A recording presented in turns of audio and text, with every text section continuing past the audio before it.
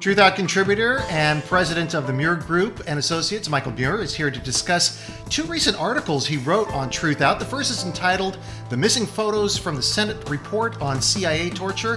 And the other one is Uruguay Takes on London Bankers, Marlboro Men, and the TPP. Welcome back to Truth Out Interviews, Michael. Hi, Chad. It's nice to be back. Thank you. The big news, of course, was the release of the Senate Select Committee on Intelligence report, and that was on the CIA's detention and interrogation program. It's been all over the news for the past couple of weeks since its release. Your article talks about a glaring omission from that report, and that is photographic evidence. Talk a little bit about what is missing, what kind of photographs. The photographs that I'm talking about really are separate from the entire Senate investigation. The Senate focused on CIA dark sites and what the CIA did in terms of torturing prisoners. But that's the tiniest part of the overall U.S. torture that went on in this network of prisons we have across Afghanistan and Iraq. I mean, there's dozens of prisons, and then there's all these sites where they would send people for, rendition and so forth.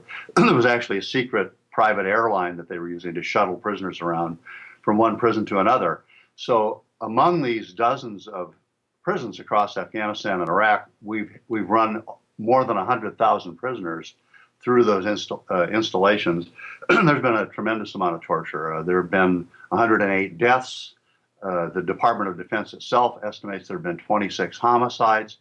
And there have been a number of investigations, some by the Army, some by the Navy, some by the DOD itself, some by the Department of Justice, I believe. And out of those investigations, I think it's 6 investigations that have produced across multiple facilities, including Abu Ghraib, that have produced a couple thousand photos, and the numbers range from 2,000 to 2,100. Those photos have never been released. So a decision is looming.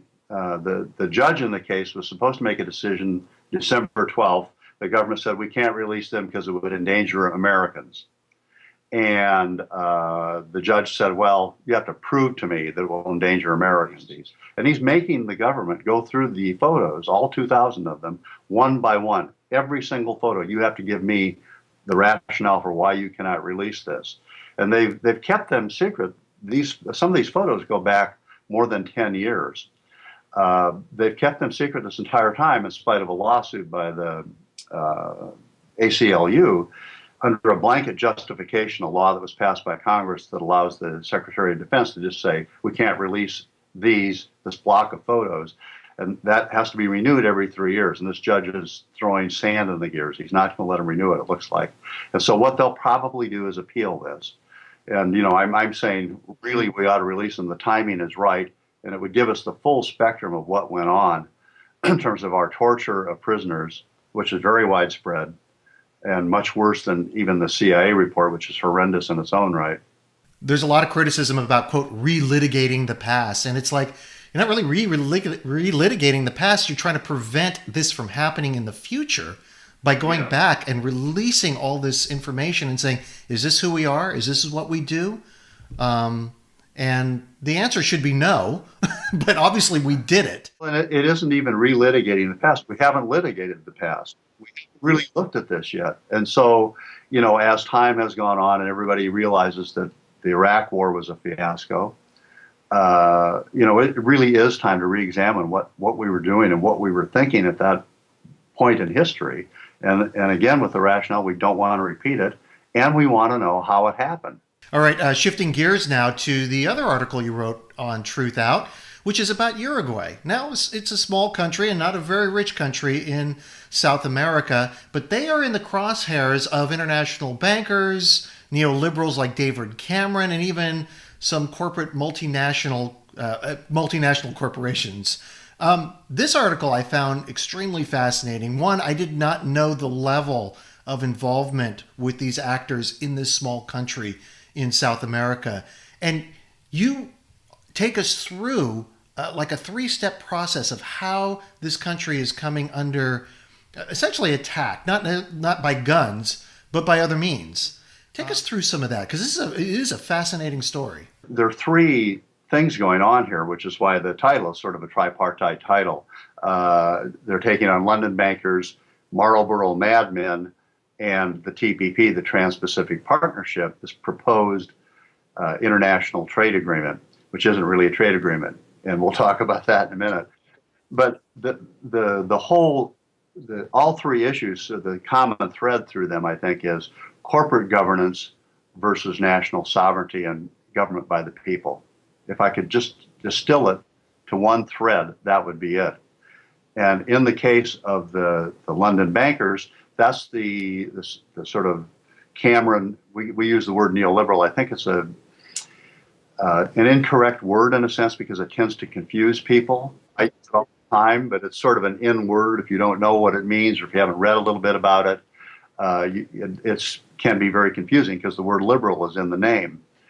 But it's this, I'm going to use a little different terminology, supply side economic philosophy, where the state is a problem and has to be diminished and the private sector has to be empowered. And so Uruguay is running counter to that by spending a little bit more of their national budget every year, a little bit of deficit spending on social programs, healthcare, and that kind of thing. So they're being chastised by these neoliberal banking or financial institutions and think tanks and they're predicting trouble for them down the road, which is probably inevitable anyway because they're an export-based economy. They're very much like Switzerland. They've basically legalized marijuana, made gay marriage legal. They're trying to support labor unions by increasing the standard of living, which means that people who work for a living are going to have a better standard of living because they're being paid more. So there are a lot of these things that are running afoul of the supply side agenda, if you will, or their policies. Yeah, and what's interesting is you would think this would be irrelevant because Uruguay is so small economically and population-wise. But even a tiny little example like this, completely on the other tip of the globe, is driving the neoliberal establishment crazy. They just can't have this. And the reason why David Cameron is so involved in this is because the UK holds a lot of Uruguay's debt. And so they feel like they obviously can call the shots.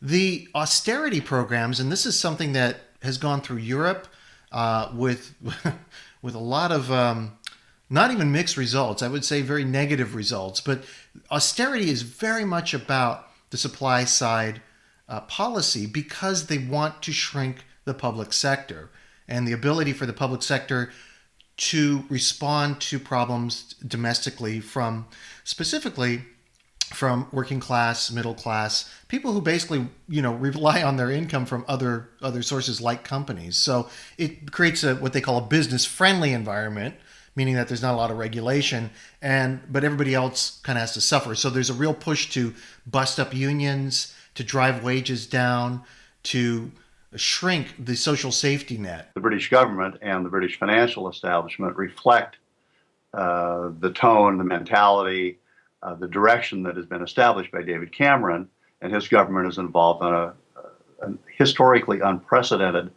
assault on the public sector in Britain. They want to cut the overall budget by as much as 40%.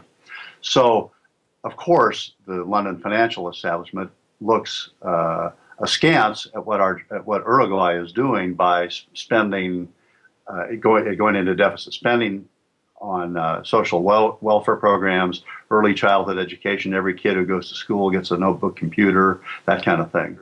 The reason that Uruguay is getting attention is that they run afoul of this idea of empowering the corporate private sector and disempowering and weakening the government. Going to the second part of your article, which is the Marlboro Man, and Uruguay had a lot of smokers. And the government realized that this was probably causing a health crisis within their country. So they wanted to warn their citizens about the dangers of smoking. So they created labels on the cigarettes, but how big the labels are and how big they got at some point really kind of rankled the legal department at Philip Morris, and they went after them because people stopped smoking quite a bit, and it cut into their profits. It cut into their profits. Smoking dropped pretty dramatically, almost in half, and even more among young smokers, which of course would be Philip Morris's future. They were more worried about the precedent that this set, because if you've seen the warnings on Uruguayan, like a pack of Uruguayan Marlboros, they're horrific. I mean, it would scare anybody. You wouldn't want to smoke if you saw I mean, they're very lurid. It's not just text, it's images. Oh, it's graphic images, like showing people's gums rotting because they've smoked too much and their teeth all yellow. And yeah, it's very, very graphic. It had a very profound and very, very immediate impact on smoking rates. They dropped among adults, and they really dropped among teenage kids. It just wasn't cool anymore. So Philip Morris, of course, went nuts, and it set a bad precedent. What if other countries started to do this? And so they had to find a way to try to stop it in their mind. And the way they chose, since Philip Morris moved their headquarters in 2002 to Switzerland, again, the Swiss comparison, to avoid taxes and to avoid regulation and to shield themselves under Swiss law from a whole bunch of different kinds of lawsuits. Switzerland happened to have a free trade agreement of some kind with Uruguay, which is not unusual, by the way. Switzerland, the tiny country of Switzerland, is signatory to 28 different trade agreements. And when you have a dispute under one of these trade agreements, there's a variety of tribunals, trade tribunals that you can use to press your case, and you don't have to sue in the country itself. And so they sued Uruguay through an international trade tribunal, which is chaired by and run and funded by the World Bank. As you saw in the article, it's very expensive to defend yourself against these lawsuits. And what's striking about it, of course, is that it's happening through a transnational legal system, not through Uruguay's domestic legal system. So here they are forced to go to Washington, D.C. and defend themselves in a World Bank trade tribunal against a lawsuit by a tobacco company that has more net revenue in any given year than Uruguay's entire gross domestic product. The TPP, the Trans-Pacific Partnership, and you said it's not a trade deal, but this also figures heavily in your article as well. Take us through some of that. TPP, for example, involves 12 countries. They're actively negotiating right now. This is going to be a hot issue that the Republicans and Obama agree on when they come back in January. They want to pass this thing. They want the U.S. to sign off on this. Obama wants fast-track authority. And the Uruguay case is like a harbinger of what's coming, this transnational order, because TPP and TTIP are heavily dependent and invest an enormous amount of authority in transnational laws and regulations. And we don't know everything that's in them, by the way. They've been negotiated in secret. Thanks to WikiLeaks, we know what's in the intellectual property segment, or at least part of it in an early draft. And it's not good news, because it empowers these transnational tribunals to mediate any kind of dispute that might arise. So this idea of a corporation suing a country in a transnational tribunal, not in their domestic courts, is something you're going to see more and more and more. So the Uruguay suit is very troubling to the financial sector and the corporate sector. What if they actually win? What if this tribunal somehow sides with Uruguay? They're making a very robust case.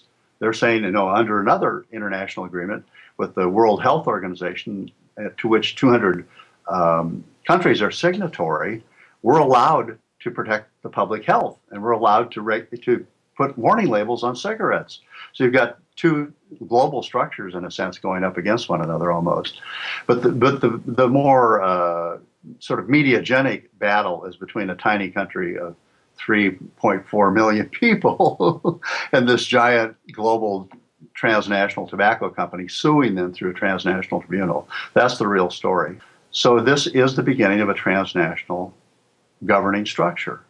They really aren't about trade. They're about establishing a global governing structure dominated by corporate and financial interests. And I think that Truth Out readers should read both of these articles that you wrote, Michael. The first one is the missing photos from the Senate report on CIA torture, and the other one is Uruguay takes on London bankers, Marlboro men, and the TTP. Michael, I want to thank you again for being on Truth Out Interviews.